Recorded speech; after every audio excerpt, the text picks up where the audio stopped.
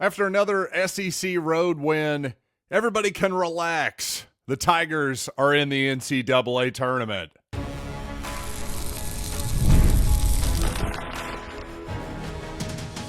You are Locked On Mizzou, your daily podcast on the Missouri Tigers. Part of the Locked On Podcast Network, your team every day.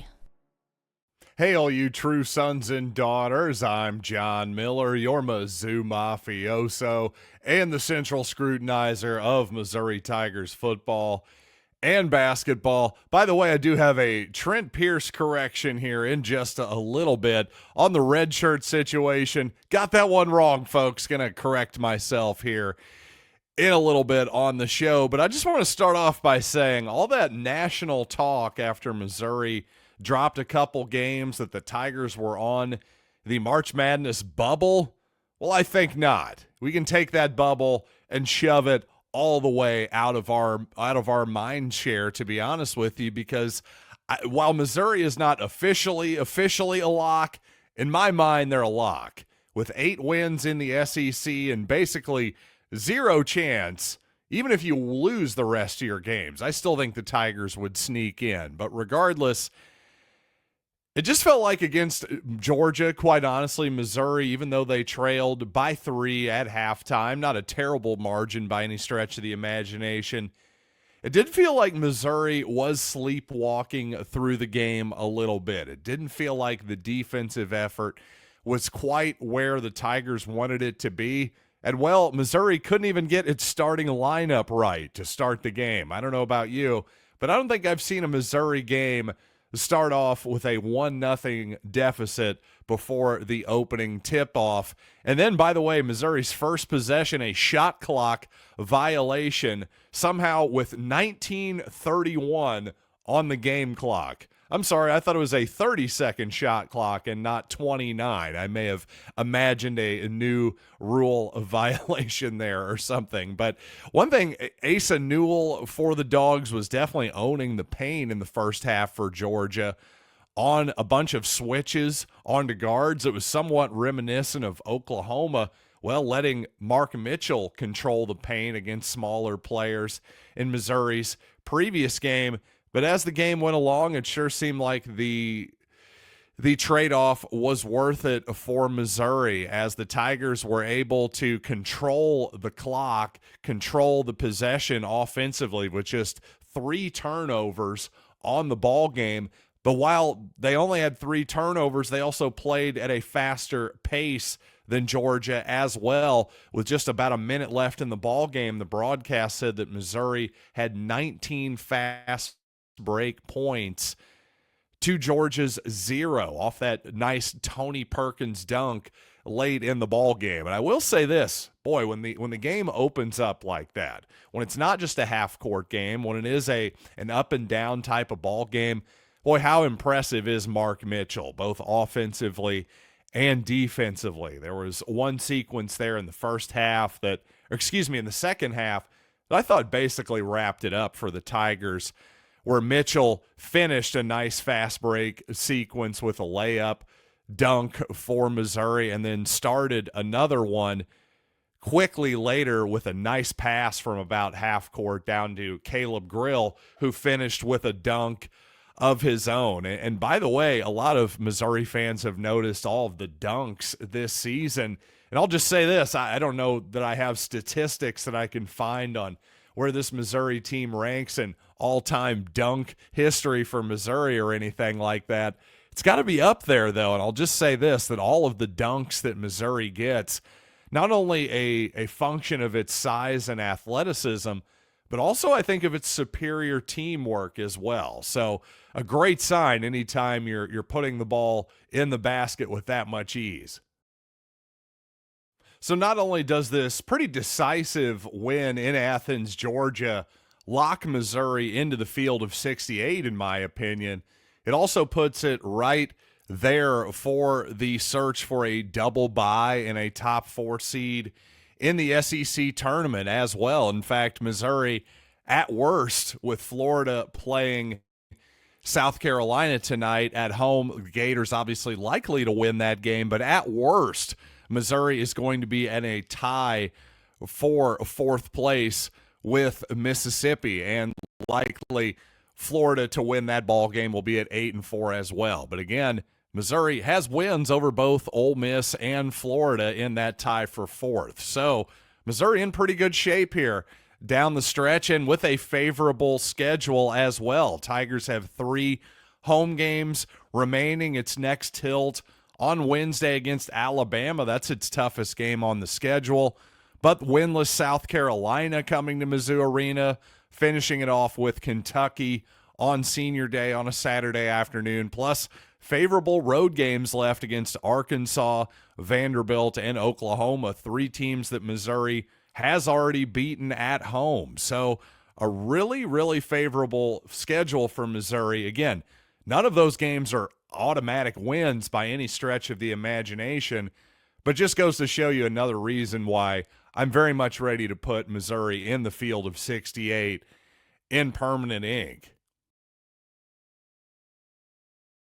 And despite some of the same old script reappearing, I thought a couple of important Missouri players got going in this ball game, and let's talk about them coming up in just a second. And something that Missouri, needed to fix after the Oklahoma game that clearly was in just one game. What a great sign for your coaching staff. Let's talk about that, but first, I want to tell you that if you're looking to optimize your nutrition this year, Factor makes eating well easy with chef-prepared, dietitian-approved meals that are fresh, never frozen, and ready to heat and eat in just 2 minutes. And we're talking a whole bunch of different possibilities.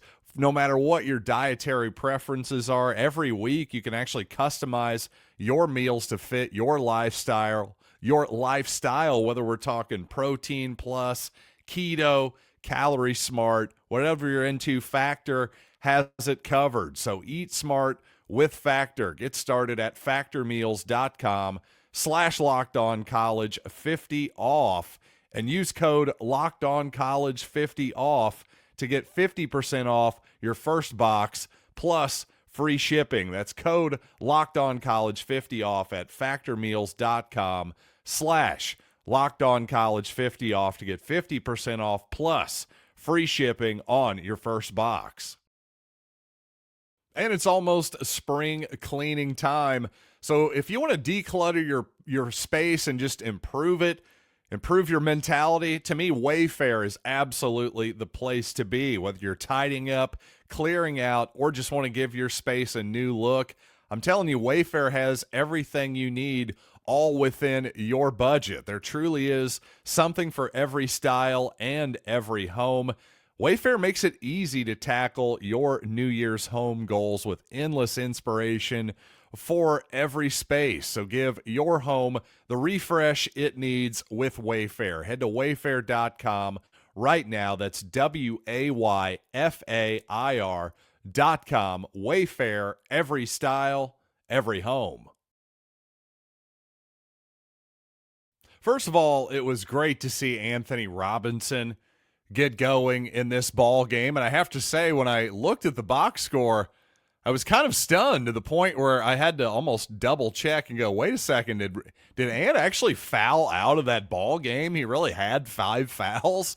It didn't seem like it. But again, if there's one thing that Anthony's still got to work on, it's that. But yet you look at the box score, not only did he fill up, the personal foul category, but 4 steals, 7 assists, 15 points, hit that elbow jump shot from the right side that I've been somewhat imploring him to take again here lately. So that was a really strong game by Robinson. It felt like Georgia was challenging him to score a little bit one-on-one and finish at the rim at times. You know, the Dogs weren't wanting to help off of Tamar Bates and Caleb Grill on the outside, certainly understandably so. And, it seemed like Anthony was ready for the challenge here on the road in the SEC. Just a great sign there. And once again, 3 turnovers overall for Missouri. Tons of credit to Robinson and, of course, Tony Perkins, too.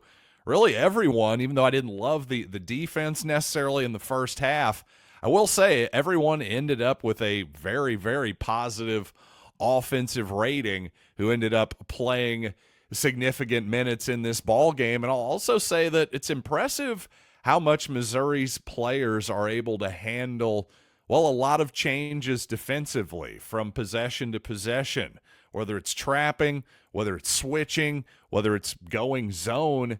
I don't think every team, especially one that hasn't played a ton together, obviously this Missouri team, a lot of these guys, the majority of the team, well, they all just showed up this summer, basically. So I don't know. Once again, a lot of credit to Dennis Gates and his staff for being able to put together this whole group. And once again, defensively, it felt like our traps really had Georgia discombobulated by the end of the game. And anytime I'm using that word, I use that word against Oklahoma, and anytime I'm able to use that word as an adjective in a Missouri basketball game, well, the result is almost certainly a double-digit win for the Tigers. And another solid 13 minutes off the bench for Missouri's Jacob Cruz, who, while he missed his lone three-point attempt, hit all 4 of his free throws, his two-pointers as well. And notably, one thing I've noticed with Cruz here lately, he's not 100% just a spot-up shooter, that's for sure. One thing he's got in his bag is a late shot clock fadeaway jump shot from the mid-range and really even long two-point range. I'm not saying that's a shot that you want to go to early in the shot clock if you're Jacob Cruz or Missouri. But again, you need to bail out a bad possession. You could do a lot worse than just giving the ball to Jacob with 2 or 3 seconds left from 12 to 15 feet away, letting him shoot a fadeaway turnaround. He's proven again, he's got that shot in his bag, late clock situation. So I think that's something to watch as the season goes along. And certainly one thing I've been watching a little bit as the season goes along is Trent Burns and his availability. Once again, just like in the Oklahoma game, Burns, well, he did have a jersey on for the second time this season. Still not really expecting him to play any minutes this season, but I do need to correct myself. I just parroted what Mizzou Today said about the redshirt status of Burns and, well, really just anyone in college basketball, saying, well, hey, it's basically the 33% rule, which is now in effect in college football. Well, as far as I can tell, that's not true. I had one listener, I think Kevin was his name. Excuse me for not having it right in front of me here, but Kevin correctly said, hey, check your sources. Well, I checked my sources, and dang it, he's right. This offseason, it seemed like there was a lot of talk of college basketball going to a similar, hey, you can play up to 33% of your games, that type of deal. 4 out of 12 is what it is in college football, of course. But that was all it was just talk. There was no official rule change. So like it's always been in college basketball, if you step a foot on the court, well, that counts as a season of eligibility for you. So apologies for getting that wrong. Wanted to correct it here for you on the show. But really, at the end of the day, it doesn't really change the calculation too much. I think regardless, the odds of Burns, well, playing any minutes here down the stretch of the season in any important capacity are pretty slim at this point. And that'll do it for this edition of Locked On Mizzou. Coming up this week, of course, the Missouri-Alabama game on Wednesday. If the Tigers can win that one, holy moly, the seeding possibilities really start to get interesting. We'll have plenty of talk about that game and some football talk as well coming up for you all next week right here on Locked On Mizzou.